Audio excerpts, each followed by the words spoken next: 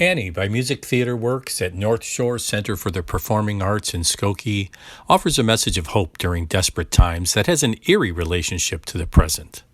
The popular musical, with music by Charles Strauss, lyrics by Martin Charnin, and a book by Thomas Meehan, is based on an equally popular 1885 poem, Little Orphan Annie, by James Whitcomb Riley, and subsequent comic strip of the same name that debuted in 1924 in the New York Daily News, then owned by the Chicago Tribune.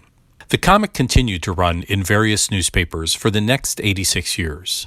This is Reno Lovison, executive producer at Chicago Broadcasting Network, an eclectic Chicago lifestyle podcast and video website showcasing Chicago-centric, multicultural, and age-diverse people, art, music, theater, and events. We try to keep our focus inside the Chicago city limits, but from time to time include near-in suburbs like Skokie and Evanston. The uplifting story of a distinctively red-haired, hopelessly optimistic Depression-era orphan named Annie keeps the story firmly rooted in the 1930s, where the stark contrast between the haves and have-nots was plainly evident everywhere. This was especially true in urban centers like New York City, where fortunes large and small were lost in the 1929 stock market crash. Masses of people were reduced to selling apples or pencils on the street and living in impoverished shanties, nicknamed Hoovervilles, a portmanteau designed as a dig against the outgoing President Herbert Hoover, who many considered responsible for the current conditions. In the meantime, President Franklin Delano Roosevelt struggled to cobble together a number of relief initiatives that would become the New Deal, including the Works Project Administration, or WPA, and Social Security for the elderly. This version of the stage play begins with projected Depression-era images during the overture, played by the Music Theater Works 16-piece pit orchestra led by Linda Madonia, to set the mood and feeling of the time. The opening lament, Maybe, sets up the problem that introduces us to the eponymous orphan Annie, played by Ellen Joyce Seiler, dreaming of reuniting with her parents and musing about what they might be like. Reality soon emerges, with the orphan girls explaining their dismal lot, singing Hard Knock Life. It's a hard knock life for us. It's a hard knock life for us. Steady treated, we get tricked. Steady kisses, we get kicked. It's a hard knock life. This is a showstopper, with an assortment of exceptionally talented girls singing and dancing with expert precision, led by choreographer Mary Ann Nunn and music director Michael McBride. Each of the girls show their individuality, with none of them mugging for attention. However, the diminutive Molly, played by Audrey Buchholz, is a scene stealer throughout the production, through no fault of her own. Annie manages to briefly escape the orphanage, rescuing stray dog Sandy along the way and singing perhaps the best-known song from this play, Tomorrow.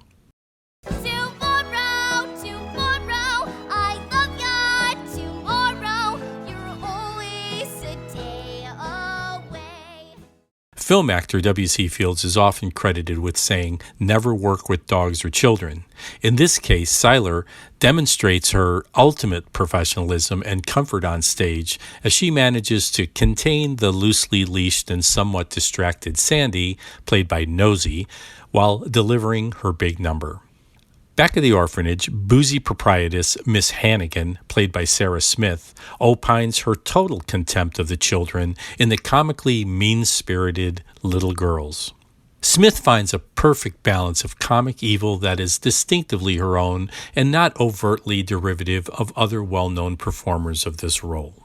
Annie is returned to the orphanage about the same time Grace Farrell, played by Desiree Gonzalez, appears, looking to invite an orphan to spend the Christmas holiday with her employer, Oliver Daddy Warbucks, played by Michael Metcalf.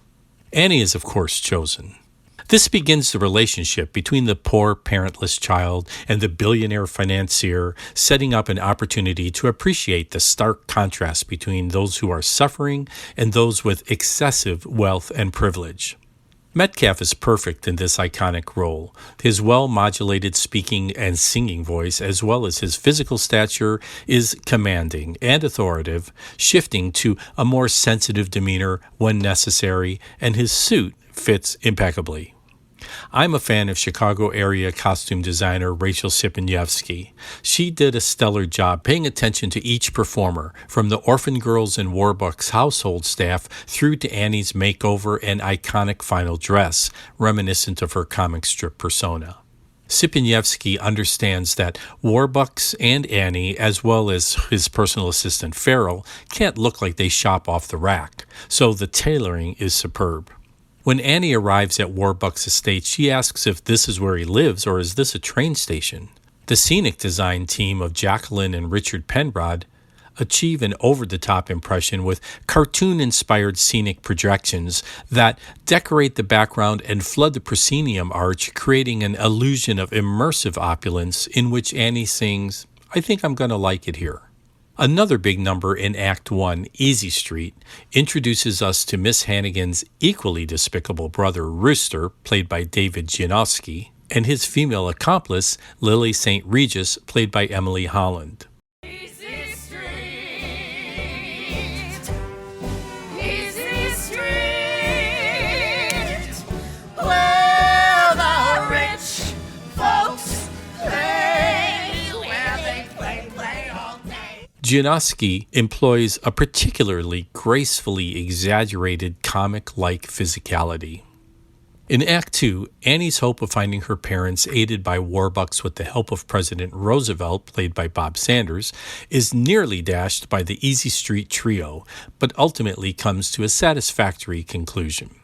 This is a comic come to life, and though there are some serious aspects to the message, it's easily consumable by all ages. I was surrounded by a number of children between 5 and 10 years old who seemed absolutely captivated and not the least bit bored throughout the entire production. Director Kyle Dugan LeBlanc kept the pacing quick with captivating projections accompanied by Madonia's orchestral incidental music during the scene changes, keeping the audience involved and focused. This company always does a great job, but this production is perfection. Annie by Music Theater Works at the North Shore Center for Performing Arts, 9501 Skokie Boulevard, Skokie, Illinois, is on through January 4th, 2026. Running time is about 2.5 hours with one 15-minute intermission. For tickets and information, visit musictheaterworks.com or call 847-673-6300.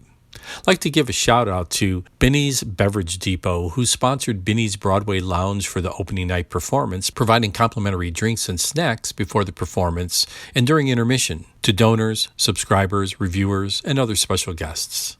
As a personal aside, I'd like to mention that my wife, Julie, director of the Lakeshore Music Studio, and I both read Put on a Happy Face, the memoir of composer Charles Strauss, who, among other things, wrote the music for Bye Bye Birdie, which the book title alludes to, and also composed the theme to the popular TV show All in the Family, which featured Rob Reiner, who was tragically lost this past week. He mentioned in his book how during out-of-town previews for Annie, they struggled with the opening number, before settling on a new song, Maybe, a song about longing and loneliness that explained Annie's problem, which they tried in subsequent performances, and it worked. Strauss admits he didn't come up with the tune for the play. It was actually the first 4 measures of a song he had written for a beer commercial, which the ad agency rejected. It didn't work for beer, but it sure did work for Annie. This is Reno Lovison, executive producer at Chicago Broadcasting Network, reminding you to please give us a thumbs up if you enjoyed this review, and be sure to subscribe if you want to be alerted when new content about Chicago and Chicago theater reviews are added.